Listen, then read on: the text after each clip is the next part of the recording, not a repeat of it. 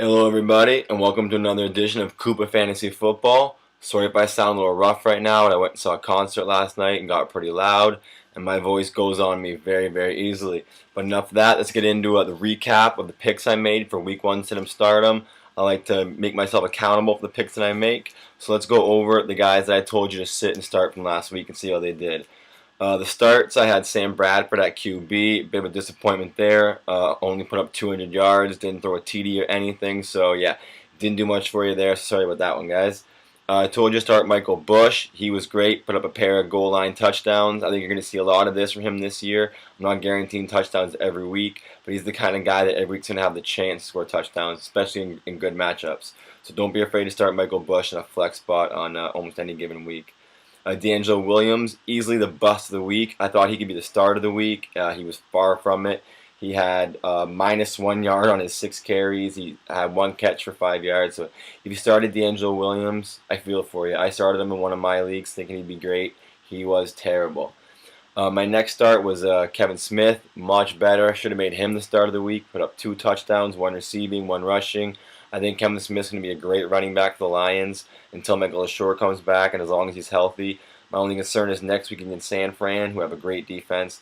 But since he is all-purpose and he's their only option, I could still see him putting up decent yardage totals. So Kevin Smith is a bit iffy next week, but could still put up good numbers if he gets a good workload. My next suggestion to start was Vincent Jackson. Thought he would see a good workload as the new shiny toy for Josh Freeman. Didn't work out that way. He had 4 catches, 47 yards. A lot of it came early, and then after that, Tampa Bay seemed to have control of that game. Doug Martin ran the ball 24 times. It was a Doug Martin show for the second half of the game. So Vince Jackson didn't do much. I still think he's going to be a good wide receiver this year. He'll put up some good numbers for you. And my last suggestion was Nate Washington, taking advantage of that New England pass defense, taking advantage of the fact Kenny Britt wasn't there. And he did great. He scored 50 yards and a TD, so he put up 11 points for you in standard scoring. So that was good. All right, let's cover the guys I told you to sit. I told you to sit Andy Dalton against the Ravens. Obviously, that one was a gimme to me.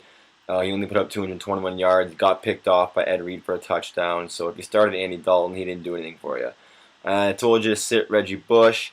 He put up over 100 yards all-purpose without a TD, so obviously not a great game, not a bad game. So if you started Reggie Bush, he didn't lose. Hopefully he didn't lose you your game, but he certainly didn't do anything to win it.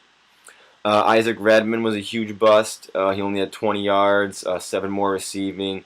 John Dwyer was easily the more impressive guy there, even though really neither one of them were too impressive. But I have very little faith in Isaac Redman going forward, even though he was kind of a preseason and a training camp darling. I told you to sit Maurice Jones-Drew for Week 1. We normally knew what kind of workload he was going to get. He actually did get a pretty good amount of touches, had 77 yards rushing, 18 more receiving. So actually over 90 all-purpose yards. So if you use fractional, it was probably a pretty decent day for you, over 9 points. If you use standard scoring, it was probably only an 8-point day, so I guess maybe not too great. Moving forward, though, obviously you got to get MJD back in your lineup. Next week is probably another tough matchup for him. So next week I might consider keeping him on the bench, but from weeks 3 on, it looks like MJD is going to be great for you once again.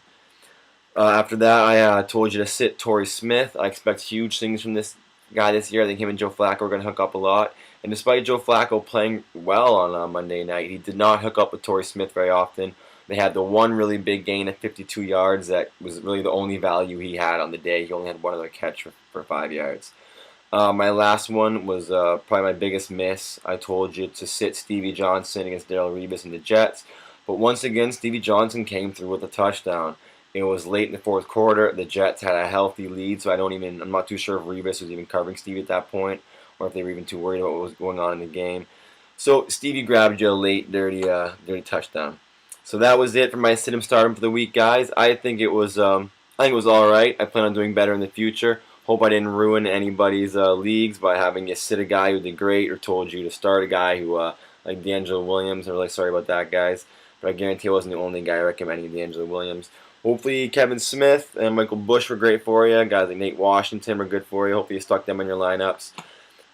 Before I end this video, I wanted to go over some guys who broke out this past week. Namely Alfred Morris. I'm sure you heard his name on Sunday.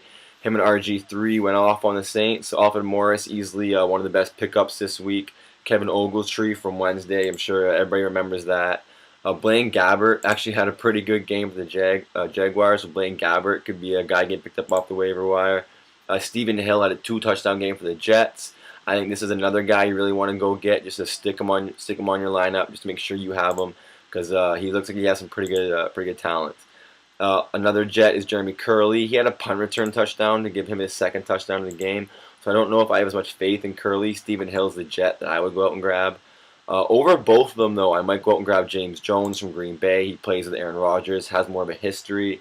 He just seems to be the kind of guy you can plug in on any given week, and he just might get you a touchdown to go with like 80-some-odd yards.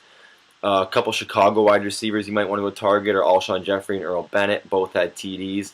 I would prefer Alshon Jeffrey. He's the younger talent.